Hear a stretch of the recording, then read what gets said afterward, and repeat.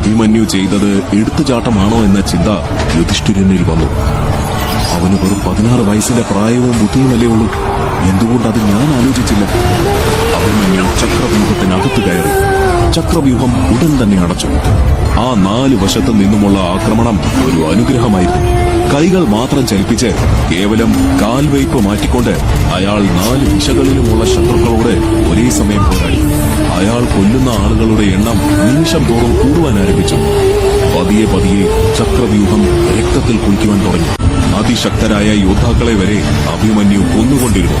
ശേഷം എല്ലാവരും കൂട്ടമായി അയാളെ ആക്രമിക്കുവാൻ ആരംഭിച്ചു. നിരവധി അമ്പുകൾ ആ 16 വയസ്സുകാരന്റെ ശരീരത്തിൽ ആടി കയറി. പെട്ടെന്നായിരുന്നു ആ ശബ്ദം അവരെ ഞെട്ടിച്ചത്. ശബ്ദത്തെക്കാൾ ഉപരി ആ കാഴ്ച അവരെ ഭയപ്പെടുത്തി. അഭിമന്യു രഥത്തിന്റെ ചക്രമേന്തി നിൽക്കുന്നു.